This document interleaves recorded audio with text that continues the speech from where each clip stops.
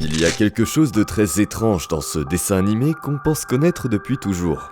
On suit ce petit héros jaune, naïf, qui vit dans un ananas sous la mer et qui continue à sourire comme si rien ne pouvait vraiment l'atteindre. Et comme une ombre douce et rassurante, il y a cette autre figure. Cette étoile rose un peu molle, souvent couchée sous son rocher, qui ne semble avoir qu'un seul rôle, rester là. La plupart du temps, on ne se demande pas pourquoi elle existe, ni ce qu'elle veut réellement. Elle fait partie du décor, comme un meuble, comme un bruit de fond. Et pourtant, dès qu'on commence à gratter un peu la surface de l'eau, une idée inquiétante se met à se former très doucement. Et si cette étoile n'était pas du tout un habitant comme les autres, mais quelque chose de beaucoup plus intime. Quelque chose qui n'existe peut-être que dans la tête du héros? Et si elle n'était pas réelle du tout? Qui est vraiment cette étoile rose? Et pourquoi est-elle toujours là?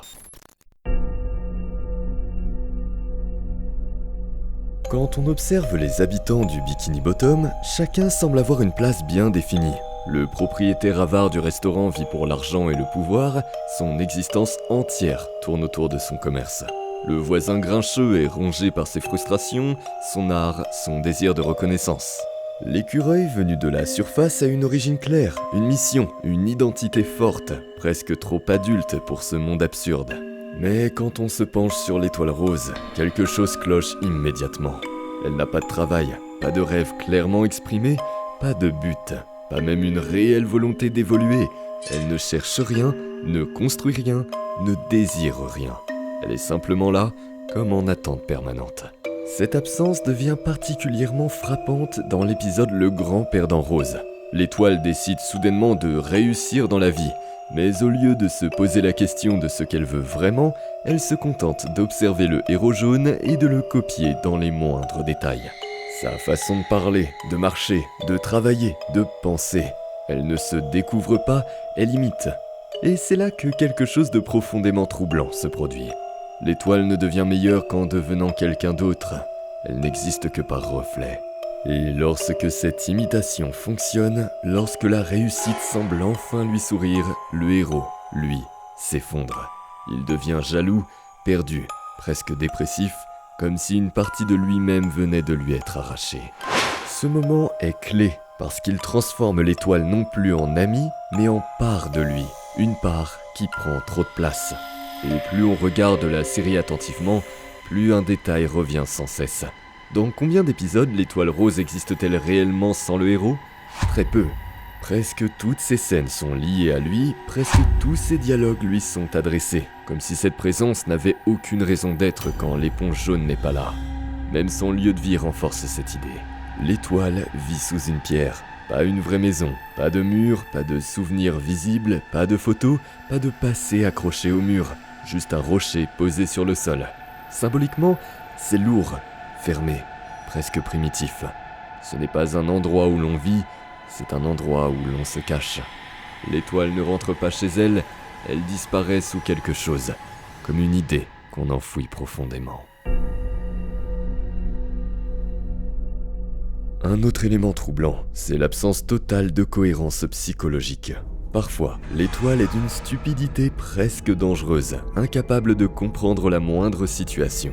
Et parfois, sans aucune raison logique, elle devient soudainement intelligente, réfléchie, presque supérieure, comme dans l'épisode Patrick devient intelligent. Mais cette intelligence n'est jamais le résultat d'un apprentissage, d'un effort ou d'une évolution personnelle. Elle apparaît, puis disparaît sans laisser la moindre trace.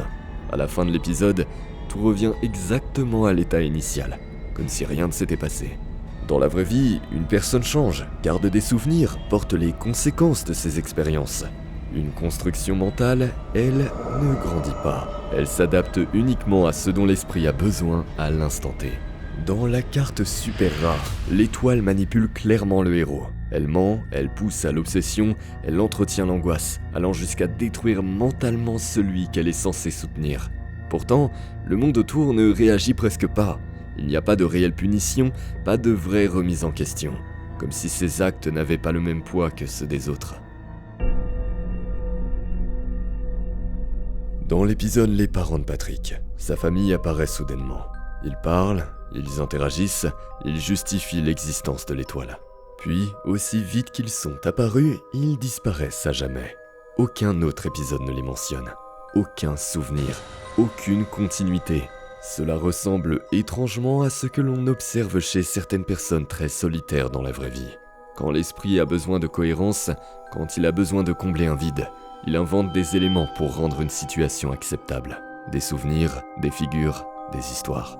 Et là, il y a un détail que presque personne ne remarque vraiment, parce qu'on le prend comme une blague parmi d'autres, l'arbre généalogique de l'étoile. On le regarde vite, on rigole, mais si on s'arrête 2 secondes, quelque chose devient franchement dérangeant.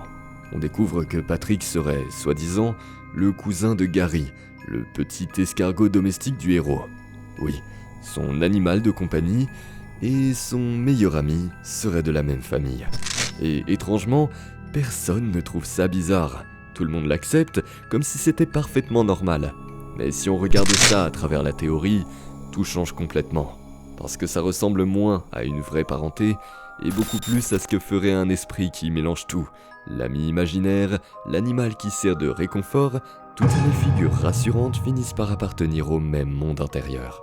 C'est exactement ce que font certains esprits très solitaires. Ils relient entre eux tout ce qui les apaise, tout ce qui les accompagne, comme si tout venait du même endroit. Et regardez cet épisode qui, à lui seul, change la lecture de tout le reste. Celui de la boîte en carton. Le héros et son compagnon se glissent à l'intérieur, refermant le couvercle et d'un ton presque sacré, prononcent un mot que tout le monde connaît. Imagination. À partir de cet instant, l'intérieur de la boîte devient un véritable univers. On entend des hélicoptères, des courses-poursuites, des accidents, de grandes aventures, alors qu'à l'extérieur, il n'y a rien. Absolument rien. Un simple carton posé par terre. Et ce qui frappe, quand on regarde avec attention, c'est que le monde imaginaire n'est contrôlé que par une seule personne. L'éponge. C'est lui qui raconte. C'est lui qui choisit ce qu'il se passe. C'est lui qui décide des règles. L'étoile, elle, se contente d'être émerveillée, d'approuver, de rire au bon moment. Exactement comme une présence inventée, créée uniquement pour valider ce que l'on imagine. Et là, une idée devient presque logique. Si ce personnage peut transformer un carton vide en univers complet, pourquoi n'aurait-il pas inventé aussi quelqu'un pour ne plus jamais être totalement seul ? Quelqu'un qui ne part pas, qui ne juge pas, qui ne dit jamais non, et qui semble exister uniquement quand on en a besoin. Je vais aller plus loin. Dans l'épisode Mauvaise Haleine, le héros est rejeté par absolument tout le monde. Il est moqué, humilié, exclu socialement. La ville entière se détourne de lui. Toute la ville, sauf une présence. Toujours là, toujours rassurante, toujours incapable de remettre en question. Dans la psychologie réelle, il est très fréquent que des personnes extrêmement seules, rejetées ou isolées, développent des figures mentales rassurantes. Pas forcément des hallucinations, mais des présences intérieures qui consolent, qui valident, qui empêchent l'effondrement.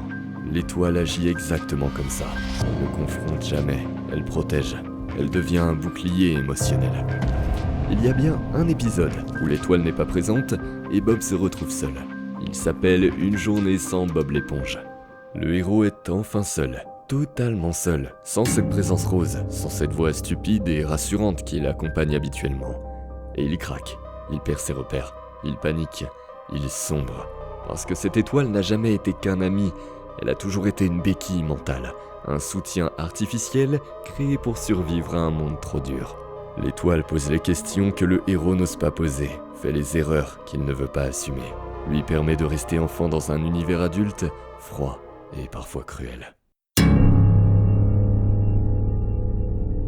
On peut penser, oui, mais tout le monde parle avec lui. Sauf que, lorsque l'on regarde plus en profondeur, quelque chose cloche. Sandy. Elle interagit presque toujours avec le héros, rarement avec l'étoile de façon intime, comme si elle parlait au seul personnage qu'elle perçoit vraiment. Gary.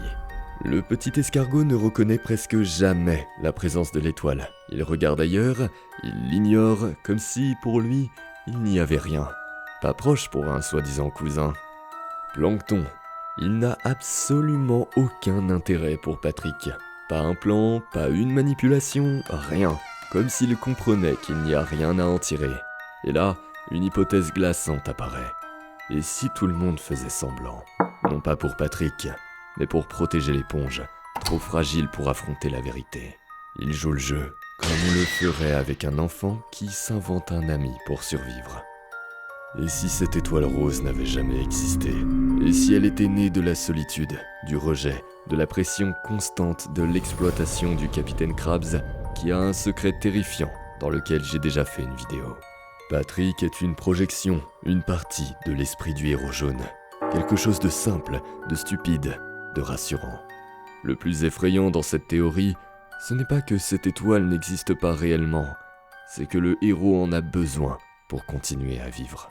Et le jour où cette présence disparaîtra pour de bon, Bob ne sera plus rien. Ou du moins, plus jamais le même. Et cette idée est peut-être la plus terrifiante de toute la série.